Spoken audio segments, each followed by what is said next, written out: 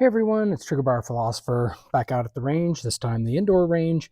Today I'm going to be shooting my PSA Rock, and I'm going to be doing some different function testing. In a recent video that I did, I showed how shooting the PSA Rock with a dead air mask with supersonic ammunition worked great, but with subsonic ammunition from Fiocchi, it didn't do so well. So today I'm going to be shooting it with a different slide from PSA Rock or PSA that has slide cuts in it and see if that makes a difference. Let's see what happens.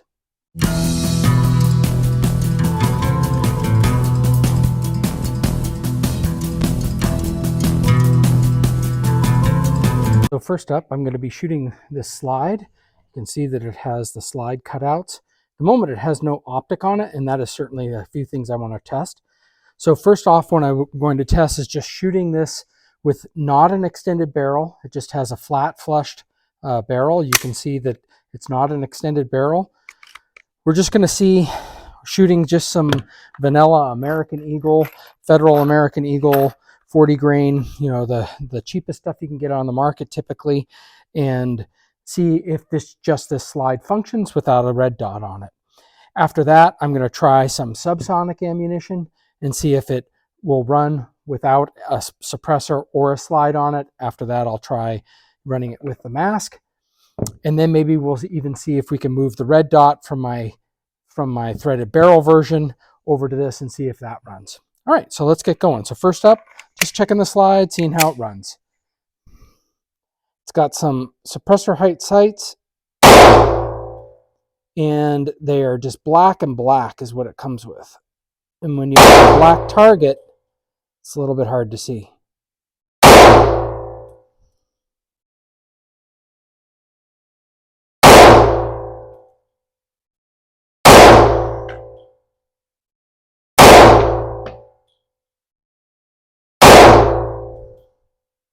Okay, well, good news.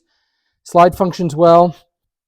That's exciting to see, as it should. So next up, I have some Fiocchi ammunition. I'm actually going to throw up the lab radar and get a look-see at what that Fiocchi subsonic ammunition runs at. Gives us just a velocity range. Again, it's a 62 grain bullet, so hopefully the lab radar can pick it up. Yeah, it looks like it ran, but I don't know that I saw anything from the lab radar. It is not. Oh, I didn't have it ready. All right, now let's see if it can pick it up. 950. So again, 62 grain, it's slightly heavier than what a 22 would be. Sometimes 22s are 30 grain. So you might say it's better than a 22, but we're kind of in that range. You know, so double the weight, that would be awesome. There are some 22s that are 40 grain, but 30 grain, so double the weight might make this subsonic. I mean, certainly I'm willing to look at it because it's more fun to shoot subsonic with a can. But I'm happy that it appears at this point. Let's do a few more rounds to see what we get. 886. Sorry, the first one was 900. 886, 787. And 895. This ammunition is quite expensive. I'm sorry, I have several tests I want to run today. I'm not going to be just frivolously shooting a lot downrange. Let's just take a look and see what the lab radar says, because it can produce an average for us.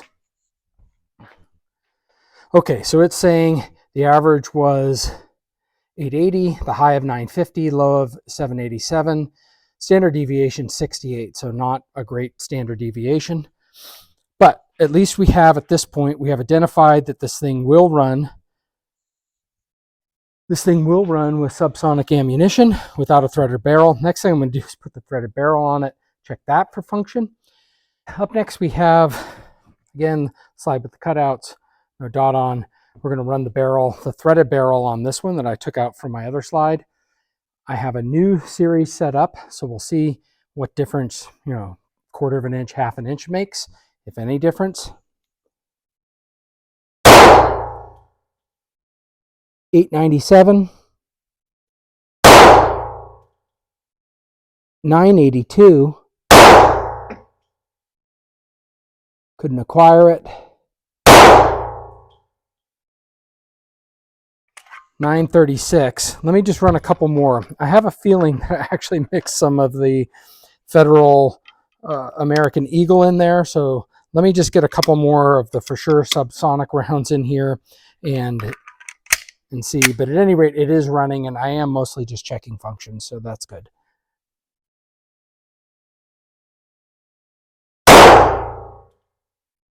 $689. Yeah, that's more like it. 923. 675. One interesting thing, remember sometimes in my previous video, if you watched it or not, the gun would run just fine with the suppressor, and then other times it wouldn't run on the subsonic ammunition. We're seeing a spread between 675 and 950 on the subsonic ammunition from Fiocchi. That makes a difference. Like that's a big spread. All right, so next up, we'll put the can on. We'll see if it runs without the optic and with the slide cuts. And next up, I have the dead air mask. Got about 10 rounds of the subsonic ammunition. Made sure it was all subsonic. We'll see if we can get some function with the slide cuts and without a dot on it.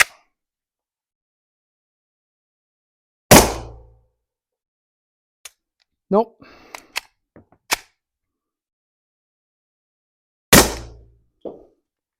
I think that time it ejected it. That time it ejected it.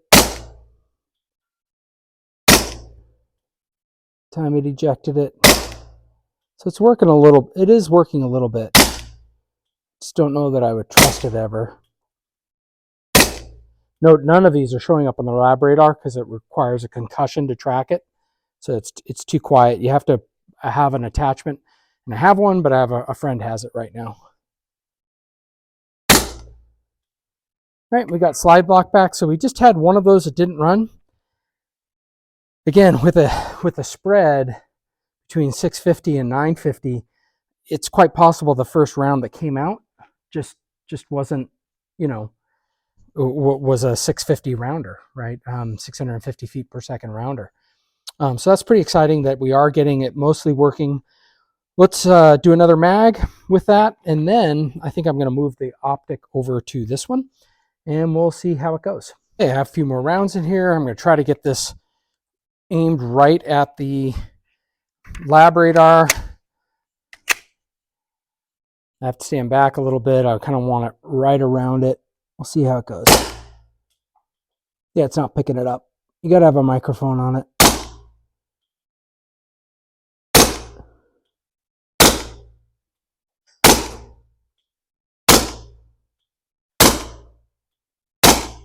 Well, it is running pretty reliably with the slide cuts. Remember, I tested this out in the other video. I didn't take the red dot off, but I did take the mask off, and it wouldn't run. So next I'm going to try the optic on it, and we'll see if that runs. First, let's just go down range, take a look. Remember in my previous video, the M&P would send the rounds sideways, so I just want to make sure I'm not getting any tumbling with these rounds. And I would say, gosh, maybe I am. Maybe I'm getting a little tumbling, right? Maybe the rifling in these things, I mostly shot them over here. This was for the other function testing that I'm doing. Just a tiny bit of tumbling going down range. Interesting. So I have moved the optic over to this slide. I still have the can on. I figured I might as well run it with the can on. If it doesn't work, then I will run it with one that doesn't, or I will take the can off and see if the subsonic won't run, or one will run or won't run with the can, with the optic. So I now have the optic back on, and I've got, I don't know, 5 or 10 rounds of the subsonic ammunition, and we'll shoot this downrange, see if it runs. Just in recap, I've run about 20 rounds, 1 failure to eject, and a little bit of, I would say, tumbling going on. And I'm unable to pick it up on the lab radar, so I don't even want to try. And did not eject. All right, well, slide may be too much on it. Yep. Let me Now we got some weird stuff going on in there.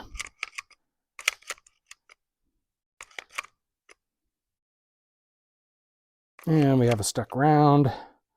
So just a second, I'll be right back. Okay, well, I think I'm done shooting. So this is what has happened, and that is a live round that is in there. It is stuck. So you can see the primers in there. I mean, obviously it's safe at the moment because there's no firing pin or anything that could do that. Or, you know, just as dangerous as having any bullet around. So I don't have the equipment with me to yank that out right now. So I'm going to have to go down and do it. But I think we have learned what I wanted to learn, is that it doesn't matter if there are slide cuts on this. Well, I think it does matter if there are slide cuts. It's just too heavy to run the slide with the optic. They'd have to do a lot more slide cuts to run the subsonic ammunition. I think it will run subsonic without a can, which is interesting for the most reliably. But when you put the optic on, it's a no-go.